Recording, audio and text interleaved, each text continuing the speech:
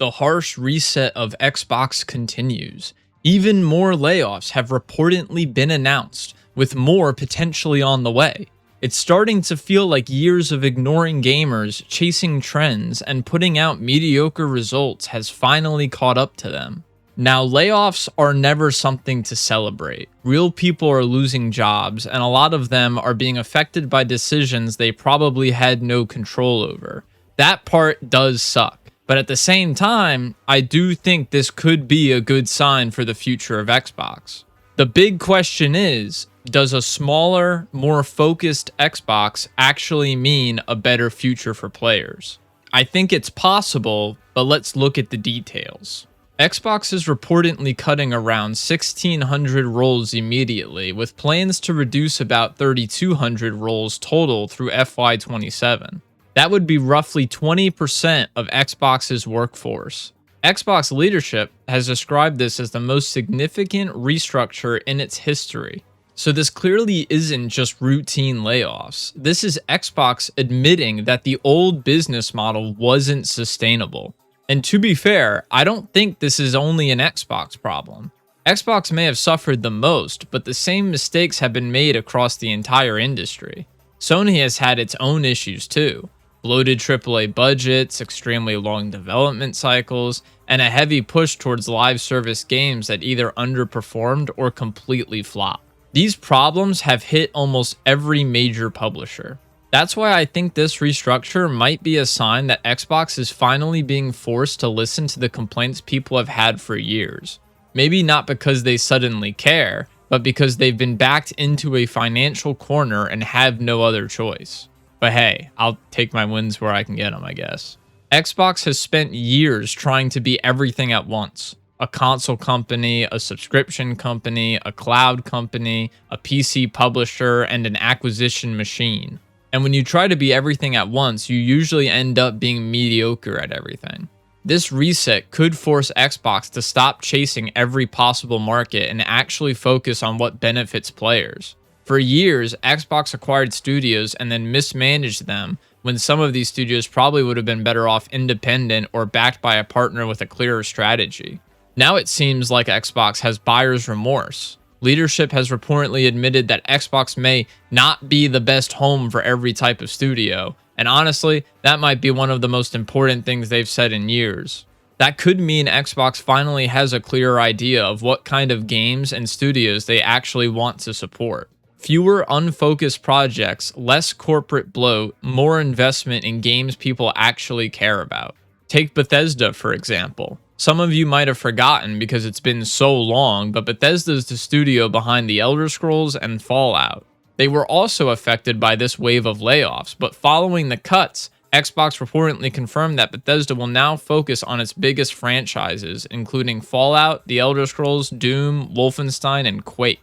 It's funny how obvious the problem was for us, but it took them years to realize they were moving too slow. Bethesda was taking so long between major releases that even the higher-ups at Xbox seemed to be wondering what the hell is going on over there. Imagine paying billions of dollars to own the studio that made The Elder Scrolls, and then the big new game you get is Starfield. I know I would be pissed. Now, I'm not saying the next Elder Scrolls is guaranteed to be good. At this point, there's almost a 0% chance it lives up to expectations. But at least with this strategy, we might actually get to play it one day.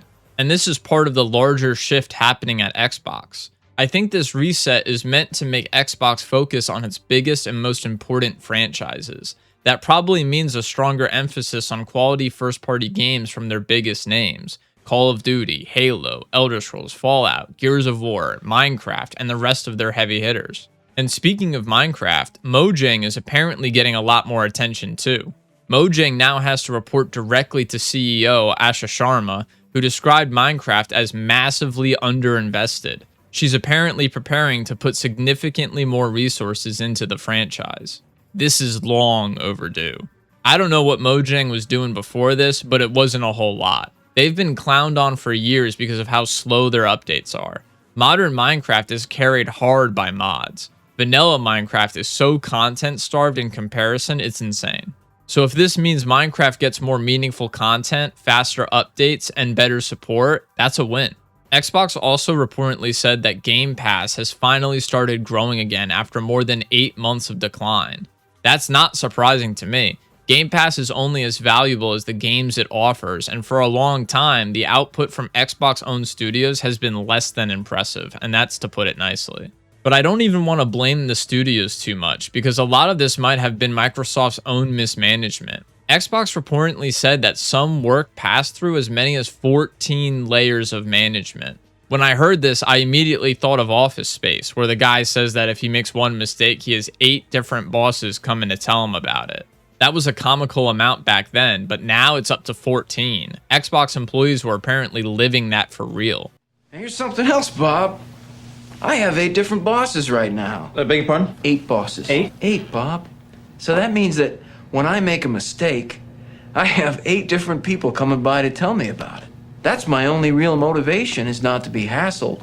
That and the fear of losing my job. But you know, Bob, that'll only make someone work just hard enough not to get fired. Xbox is now hoping to reduce that structure to no more than 5 layers of management, and ideally 3 when possible. Now, I'm not an expert, but that sounds like an improvement. A leaner Xbox could mean features, updates, store improvements, and internal decisions happen faster. Less corporate nonsense, less waiting around, less needing approval from a small army of managers before anything gets done. But the hardware side is where things start to concern me. Because of rising memory chip prices, Xbox has reportedly talked about moving towards more flexible hardware options. Things like PC, handhelds, cloud gaming, and third-party device partnerships. I hate what's happening to consoles. Between rising prices, digital-only pushes, weaker ownership, and the industry slowly moving away from traditional hardware, it really feels like the future is pushing more and more people towards PC if they want a reliable place to game long-term. And as much as I love my PC, I do miss the simplicity that a console offered. Just put the disc in and it works. But even that's not a guarantee anymore. Now, we talked about the broader Xbox level effects, but now let's get into the individual studios. Double Fine, the studio behind Psychonauts, is reportedly returning to independence under Tim Schafer, and that might be for the best. At their peak, Double Fine is known for creative, personality-driven games. Independence from Xbox could let them make weirder, smaller, and more original projects without needing to justify themselves inside a giant Microsoft portfolio. Compulsion Games is also reportedly transitioning back to independent status. They made We Happy Few and South of Midnight. Not exactly Xbox's heaviest hitters, but maybe they can do better outside of Microsoft's 14 layers of management. Then there's Ninja Theory, the studio behind Hellblade. They're reportedly being sold to new ownership with funding in place for their upcoming project, Senua. Now, I haven't played any of the Hellblade games, but I do know Hellblade 2 took around 5 years to develop, and the game itself is about 5 hours long, with very minimal gameplay. Now again, I'm no expert, but a 1 year per hour ratio isn't exactly ideal. The upside is that their next project is apparently still alive, so at least they have a path forward outside of Microsoft. Next is Undead Labs, best known for State of Decay. They're reportedly being sold off too, with funding being set up for the completion and growth of State of Decay 3. And I have to admit, considering the scale of these layoffs, the fact that so many games are apparently still moving forward is kind of impressive. I don't want to speak too soon though, because Arcane's situation still seems to be unresolved. Apparently, the upcoming Blade game has been delayed internally and is over budget.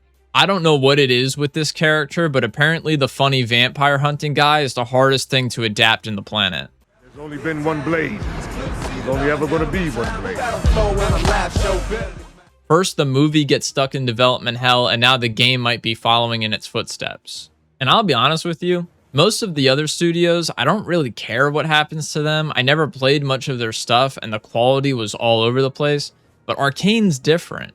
In their prime, Arcane was making bangers. Dishonored and Prey are classics. Now, obviously, they're not what they used to be. Redfall was trash, and Deathloop was mid. But I'd still be sad to see Arcane disappear completely. Hopefully, they either go independent with funding in place for Blade, or Xbox figures out a way to keep them alive without gutting the whole studio. Maybe lay off a few people in HR instead and let Arcane continue business as usual.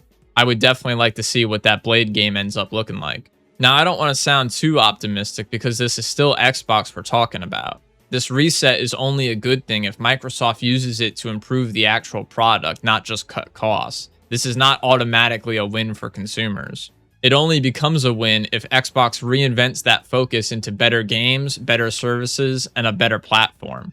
From a consumer perspective, the Xbox reset could be a good thing because Xbox has become too big, too slow, and too unfocused. If this leads to better games, a stronger Game Pass lineup, faster platform improvements, and studios finding healthier homes, then players could benefit.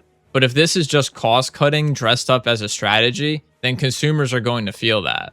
It'll lead to fewer risks, fewer games, and less trust. So yes, a smaller, more focused Xbox could mean a better future for players, but only if Xbox actually learns the right lessons. Because the problem was never that Xbox had too many studios. The problem was that Xbox didn't seem to know what to do with them. Anyways, let's hope this is a sign of a more focused Xbox. Subscribe for more videos like this, and I'll catch you guys in the next one. See ya.